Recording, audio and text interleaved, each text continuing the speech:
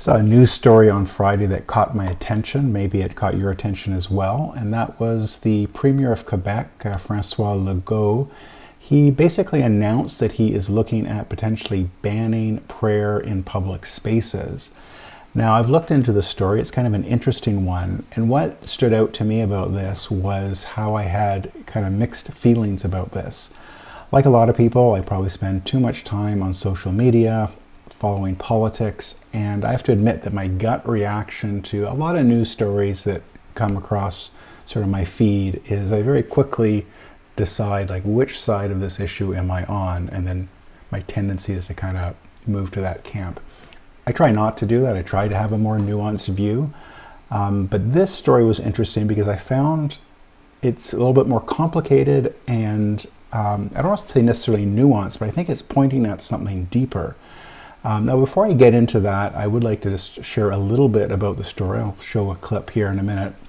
It is the Premier of Quebec. I don't normally follow Quebec politics, but he sort of made an interesting announcement. And again, I don't know that it was meant to be an announcement or if it was just something that they asked him at a news conference. This is CBC. Who is thinking of banning prayers in public spaces, including in parks and the streets. He said his government is analyzing all the options. That includes tabling new legislation and using the notwithstanding clause, if necessary. You should pray in a place that is for praying. Earlier, Education Minister Bernard Drinville also promised to bolster secularism laws in public schools. You're in a classroom and you have kids praying in the classroom. So I looked into this, and I guess it's a bigger story. I guess this has been something that Quebec has been dealing with for a little while here. And if you get into the story, what's interesting here is, despite the CBC not really mentioning it in their video coverage, that's sort of a different story, that it seems that Legault is particularly concerned about a particular type of prayer or a particular religious group that is praying, and that's specifically Muslims. You can tell if you listen to the whole his whole news conference, he talks about it in a little bit more detail.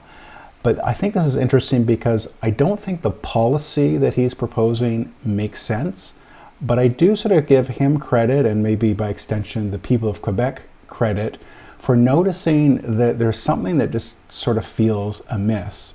Now, for people who aren't of a particular religious tradition, I think the tendency for a lot of people in Canada in the West who aren't religious or have a fairly minimal idea of religion, they sort of assume that, well, there's different varieties of religions and it's kind of a matter of taste, similar to like food or clothing. Well, some people dress in this style, some people dress in that style, some people like this kind of food, some people like that kind of food. And we sort of gloss over the fact that there are significant differences in different religions. I'll share a little bit about what Legault had to say at this conference, and it was kind of refreshing. I mean, Quebec politics is kind of interesting in that sort of the norms of English Canada politics are a little bit different in Quebec. Anyway, I'll let him say what he's got to say here. Not only a constitution, but I think we have to make sure that we protect our language and our values. And in our values, I include secularism and equality between men and women. When I see in a school that some teachers, they say that the girls cannot have sport, I have big trouble with that. Okay, so looking at this story a little bit more deeply, there's also issues in Quebec schools I found out where, again, if you talk to the CBC, it's just, well, there's teachers in schools that are leading children in prayer. But if you look more closely, it's specifically Muslim teachers, presumably encouraging who they think are Muslim kids or whom they know are Muslim kids to do Muslim prayer in school. And this, I think, is understandably concerning to, I guess, Quebec culture at large. It's interesting what he said there. It's a little bit, English is not his first language. it's a little bit hard to make out. He's talking about the value of secularism, which in itself is kind of interesting, because if you look at secularism, and that's sort of broadly speaking this idea that there should be equality, that the state should not be involved in any particular religion, but should afford, freedoms and rights to people to govern themselves, in terms of religion anyway, as they see fit.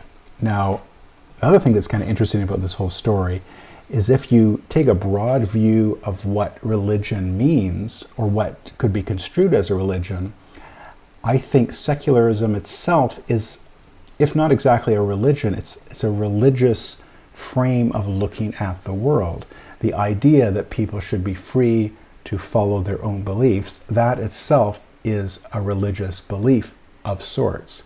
And that's what I find interesting about this. I think the West is struggling or learning or discovering that secularism, at least as the West defined it sort of in the last century or so, is maybe not as straightforward as they thought. So when, specifically in Quebec in the 1960s, there was something called the Quiet Revolution or Silent Revolution, I think it's called the Quiet Revolution, where basically the church receded from its cultural place of dominance, and the whole society kind of secularized. Now, what's interesting is the idea of Western secularism, like I said, is kind of a value in itself. I saw this, which kind of illustrates it. This is something on Twitter. I don't know who this guy is, but it just kind of makes a good example here. So his name is Mark Marison. Don't know who he is, his backgrounds. I'm not trying to pick on him. And he's responding to this other tweet about, I guess, the population of Vancouver becoming less white. I'm going to put that aside for the moment, but I'm more interested in Mark's reaction here. He says, "I'm a white person. I prefer to live in a place that is multicultural rather than monocultural. We're lucky in Canada to have so much access to cultures from around the world right here at home. Exposure to so many different perspectives makes us all smarter. We have so much to learn from each other." So it's interesting. And so I would say he's kind of capturing a secular view. He wants different perspectives. And just for the record, I don't really disagree with him. I think to a degree, having different cultures can be enriching. People with different stories can make, for a more interesting culture. However, I do think that is not without its limits, and it's not without its downsides. Now, what's interesting here is he's responding to someone, and I'm reading a lot into this, Mark Emery, and it seems like, they're both Marks, that's kind of complicated. Anyway, Emery is basically lamenting that there's fewer whites, and Marison is pushing back saying, I want different perspectives. Now, what's interesting is it seems that Marison is actually refuting Emery's view. This gets a little bit complicated. So does Marison does he want to live in a society that includes people that don't think we should live in a multicultural society? You see, what happens here is secularism sort of assumes that other people will also embrace secularism. But the question is, what happens when in a secular society we want to embrace all cultures? Does that include cultures that themselves don't believe in secularism, that want society to be a certain way that sort of goes against sort of traditional Western values, things like due process and human rights and civil rights, freedom of expression, their tradition of debating differences publicly, all these kinds of things. That's what I find is kind of interesting about this issue. I don't know that banning prayer in public spaces is going to solve this problem. As a religious Christian, I find that, and as someone who believes in civil liberties, I find that offensive, that you should be able to pray in public. At the same time, seeing some of these scenes in some of our major cities, in Toronto, Montreal, where it was interesting. I mean, there's selection bias here. In Twitter, I put in as a search, prayer in intersection Montreal. And of course, this has been happening in our news. There's different pictures of people praying. And as best I can tell, these aren't Catholics, these aren't Hindus, these aren't Sikhs, these aren't Mennonites in any of them that I can tell. I don't know that these are Methodists. I don't think they're religious Jews. But it seems like it's a specific type of prayer that seems to be being used, in my opinion anyway, it seems to be prayer as protest or public protest. So on the one hand, I get, like, there's something about this overt public prayer that blocks intersections that doesn't seem to fit with sort of Western values. And yet the idea of banning this, one, I don't think it'll be effective. Two, I don't think it's constitutional. Three, I want to live in a society where people of any faith, including Christians, are able to, earnestly pray in public. Now, what gets difficult is how does a state, who gets to decide what's earnest prayer? Again, I think what's happening in the West is a lot of people who think they're secular don't fully appreciate that they are secular Christians. So even if they don't, consider themselves Christians, if they were raised in the West with norms about things like human rights, freedom of expression,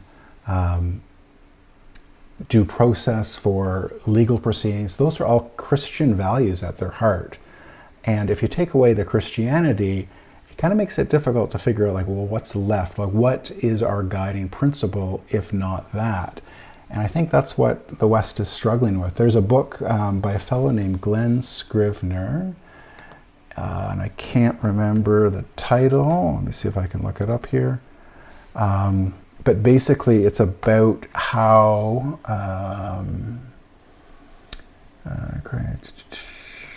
there's a footballer too.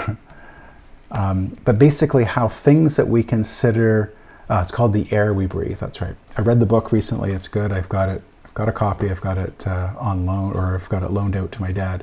It's called The Air We Breathe, and the general premise of that book is most of what we hold true, or most of what we value in the West, things like civil liberties, freedom of choice, freedom of expression, due process in judicial hearings, the reason we find slavery repugnant, all that kind of thing, all have their antecedents in the Christian tradition.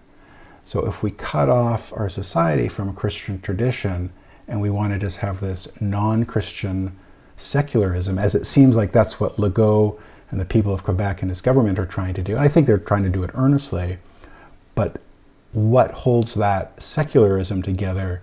What's the unifying aim of secularism if not Christianity? It begins to get complicated. Anyway, let me know what you think. I'm curious, is this a good policy to try to ban prayer? What are the benefits of doing that? There does seem to be a problem with this public prayer as protest in our streets. That it seems to be an affront to most people's level of comfort. Is the solution to legislate against that? Can we legislate against it, or is the solution something different?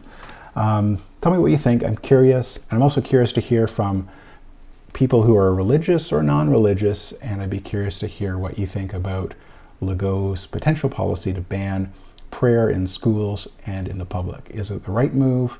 Is it the wrong move? And is there an underlying problem that's legitimate that he's trying to solve? Let me know what you think in the comments below. And thanks for watching.